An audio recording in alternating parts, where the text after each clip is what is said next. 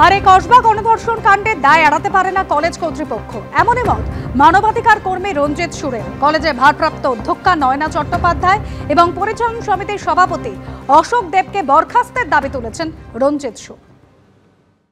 কসবা আইন কলেজের ভয়াবহ ধর্ষণকাণ্ডের দায় কলেজের উপাধ্যক্ষ নয়না চ্যাটার্জি এবং পরিচালন সমিতির সভাপতি অশোক দেব কিছুতেই এড়িয়ে যেতে পারেন না। এই কলেজের যাবতীয় কুকর্মের দায় এদের দুজনের উপরেও বর্তায়। আমরা একই সঙ্গে দাবি করছি যে এই নয়না চ্যাটার্জিকে সাসপেন্ড করে অবিলম্বে তার পদ থেকে অপসারণ করা দরকার। একই সঙ্গে পরিচালন সমিতির সভাপতি অশোক দেবকেও সরিয়ে দেওয়া দরকার। সরকার যদি খুব দ্রুত এই কাজ না করে তাহলে বুঝতে হবে যে সরকারের কিছু দূরভিসন্ধি রয়েছে।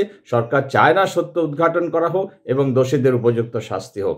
কলেজের যে সত্য এই কয়েকদিন ধরে উঠে এসেছে তাতে এটা খুব পরিষ্কার যে কলেজ পরিচালন সমিতি এবং উপাধ্যক্ষ এবং এই যারা কুকর্মের নায়ক তাদের মধ্যে একটা নেক্সাস তৈরি করা ছিল এবং সেই নেক্সাসেই এই গোটা যাবতীয় ঘটনার জন্য দায়ী। সেদিন যারা ছিলেন ছাত্রছাত্রী তাদেরকেও এবার জিজ্ঞাসাবাদ করা হবে। ইতিমধ্যেই 4 জন গ্রেপ্তার হয়েছে, তাদের মধ্যে মূল অভিযুক্ত মনোজিৎ মিশ্র। তার একাধিক কীর্তি ফাঁস। গত এপ্রিলেও গ্রেপ্তার হয়েছিল এই কসবা কাণ্ডের মূল অভিযুক্ত। এপ্রিলে পুলিশ পিটিয়ে গ্রেপ্তার, পরের দিনে জামিন পেয়ে যায়। এছাড়াও কসবায় একটি এটিএমে নিরাপত্তা রক্ষীর সঙ্গেও গন্ডগোল হয়, শাস্তি কিন্তু হয়নি। পার্থপ্রতিম ঘোষ রয়েছেন আমাদের সঙ্গে। পার্থপ্রতিম, এই মনোজিৎ মিশ্র একেবারে হ্যাবিচুয়াল অফেন্ডার, তার অপরাধের তালিকা তো বিস্তর, কিন্তু কোথাও কোনো শাস্তি হয়নি। সেই কারণে এই ল কলেজে তার এত দাপট, এত বাড়বাড়ন্ত। দেখো, মনোজিতের দাপট, মনোজিতের বাড়বাড়ন্ত একেবারে কলেজের সামনে গেলে সেটা কিন্তু স্পষ্ট হয়। সেখানে চারিদিকে মনোজিৎ MM নাম লেখা, যে কলেজে ম্যাঙ্গো নামে পরিচিত।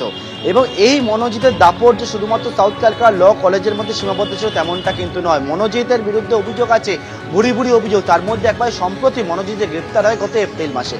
কী অভিযোগ? মনোজিৎ মিশ্র কসবা থানা যেখানে দাঁড়িয়ে রয়েছে সেই এলাকাতে একটা এটিএমে টাকা তুলতে যায়, সেখানকার নিরাপত্তা রক্ষীর সঙ্গে গণ্ডগোল, তারপর তাকে মারধর পর্যন্ত করে বলে অভিযোগ। এর পরবর্তীকালে নিরাপত্তা রক্ষী 100 ডায়ালে কল করে। সেই সময় রাস্তায় থাকা PCR ভ্যান, সেই ভ্যান যায় তখন কিন্তু পুলিশের ওপরেই চড়া হয়, পুলিশের সঙ্গে বচসা, পুলিশের ওপর চড়া, এমনকি পুলিশের গাড়ি পর্যন্ত ভাঙচুর করতে যায় মনোজিৎ মিশ্র।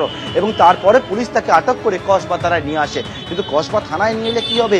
মনোজিৎ যে তার দাপট, আর প্রশ্ন উঠছে কোন জায়গা থেকে দাপটটা পাচ্ছে সেটা অবশ্যই প্রশ্ন উঠছে। কিন্তু থানায় নিয়ে এলে মনোজিতের রণংদেহী রূপ একেবারে কসবা থানার মধ্যেও দেখতে পান এখানে উপস্থিত পুলিশ কর্মীরা। যেটা পরিস্থিতি জানতে পারছি, মনোজিৎকে কেন থানায় আনা হয়েছে সেই নিয়ে সে থানার অফিসারদেরকে, যারা সেই সময় কসবা থানায় ছিলেন, থানার মধ্যে থেকে সে গালিগালাজ করতে শুরু করে। এবং এর পরবর্তীকালেই মনোজিৎকে গ্রেপ্তার করা হয়। গ্রেপ্তার করার পর আলিপুর আদালতে পেশ করা হলে পরের দিন মনোজিৎ কিন্তু খুব সহজেই জামিন পেয়ে যায়। অর্থাৎ মনোজিতের দাপট, মনোজিতের যে কীর্তি শুধুমাত্র সাউথ ক্যালকাটা ল কলেজেই নয়, কলেজের মধ্যে নানা সময় তার বিরুদ্ধে একের পর এক অভিযোগগুলো যেটা সামনে আসছে সেটাই কিন্তু কলেজের মধ্যে নয়, তার দাপট একবারে কলেজের বাইরে তার সেটাও কিন্তু ছিল।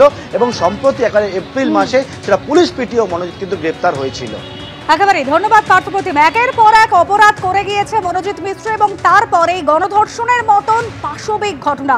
নির্যাতিতা জানিয়েছেন একেবারে বিস্তারিত পুঙ্খানুপুঙ্খভাবে কি ধরনের অত্যাচার তার উপর চালানো হয়েছিল। নির্যাতিতার আইনজীবী কি জানাচ্ছেন শোনাবেন। फास्ट तरीके से कलकत्ता पुलिस ने मूव किया और उसी हिसाब से जो भी एक्यूज है उनको अरेस्ट किया, तो it's a very good step, अच्छा ही लगा।